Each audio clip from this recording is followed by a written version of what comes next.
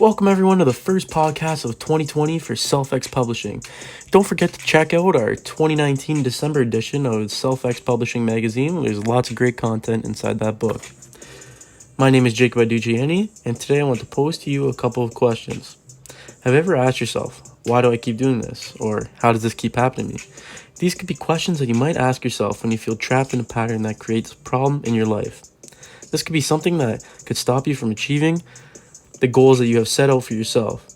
You know that you need to make changes and stop the path that you are on, following. However, you seem to find yourself on the same road of destruction over and over again.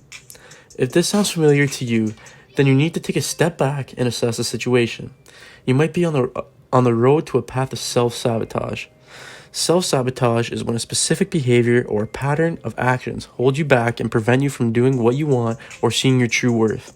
Let's face it, there are times that we look at a small problem and spin it into a big one, when in reality, the problem is temporary, not permanent. So why make it more than what it is? Relax. Everything will be fine. You'll work through it. You really do got this. Stop overthinking this thing called life. How many times are you to have a conversation with someone and you walk away from them overplaying the conversations over and over again in your head? Stop. You can't always please everyone. There will be times that you don't always agree with what others say, and it's okay. Stop trying to accommodate everyone in life. Life isn't handed to you on a silver platter. Stop thinking that you have to bend over for everyone so that things will be easy for them. Stop selling yourself short. People will like you for you and not for who you think that they want you to be. If you have to be that person, then the relationship is not for you, and it's okay.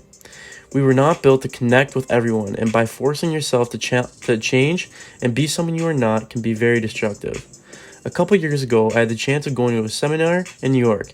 It was a last-minute thing that came up, and I thought I would go since I had nothing else to do.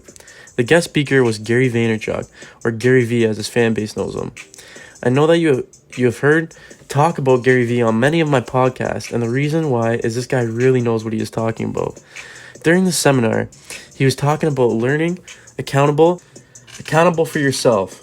You need to be the one that is responsible for your own happiness and success. Gary said, you aren't being accountable. You prefer to blame your parents, society, someone random instead of yourself. It's your biggest weakness, and the thing that is holding you back from happiness. When you learn to blame yourself blindly, you learn how to be happy. Gary went on to say that he thinks that people should learn how to blame themselves when they do something wrong, but don't judge yourself. We need to learn to be our own biggest fan, and that beating yourself up is super counterproductive, and it's something that you really should not do. We need to take responsibility for our own happiness, and once we learn how to do that, then we can learn to stop the cycle of self-sabotaging. We all have weaknesses, let's face it, we all suck at something. Some of us might suck at a lot of things. Myself, I suck at math. Does this mean I'm not destined to make money? Does this make me a failure? Does this make me worthless? Hell no. It makes me human. When you can admit your weaknesses, you can turn them into strengths. You can learn to become more comfortable with yourself and work harder on your strengths. A weakness does not have to be the end, but only you can see that, and not anyone else. Once you see and believe that, you will put yourself down the right path. Gary does tell people in his seminars that it is okay to be disappointed when things don't go the way that you plan for them to go. He stresses that disappointment is normal, but you need to get over it. You can't keep going back on it and feeling sorry for yourself. You may not always be proud of every decision that you make in life, but that was your choice at the time. You can't pound on it, you need to let it go. The truth is that people will have negative thoughts about failures and mistakes, but once you start dwelling on it, you are likely to making it a path you will take next time because you cannot let it go. Gary focuses on how this behavior will tear yourself down even further instead of picking yourself up.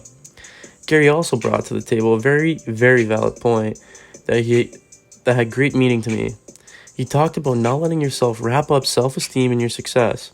If you fail at something, it does not mean you are worthless. If you lose or fail at something, you should have not allowed yourself to feel bad about who you are because of that loss. Gary talked about a story of his mom. When he was younger, he was not a good student. His grades were D's and F's. When his grades would come out, his mom did not punish him for not doing well. She made him deal with the consequences of the bad grades. She never made him feel stupid or that he was not going to be successful. What she did was make him feel accountable. What I need you all to do is focus on yourself. You are worthy. You can achieve your goals. Do not depend on someone else to do this for you because they will be achieving their own. Don't fear your success. Continue to work hard for what you want to be. Be confident. You got this. Stop blaming others. No one in this world is to blame but yourself. Be accountable for what is going on around you and in your life. Take control. Control your failures and work through them. Do not see them as a roadblock but see them as a mountain you have to climb to get to the top. Stop fearing failure. It's okay not to be great or perfect at everything. We all have things we suck at, and it's okay. Because you are not great at everything doesn't mean that you are not great. Thank you for listening in today to my podcast. If anything, I hope that you took away a better feeling about yourself after listening in. In closing, I would like to quote my good friend, Gary Vee. Don't crap on yourself when things go unfortunately. So many people want to do that for you. Be your own biggest fan. Thank you for tuning in today. This is Jacob Iudiciani signing off. Peace.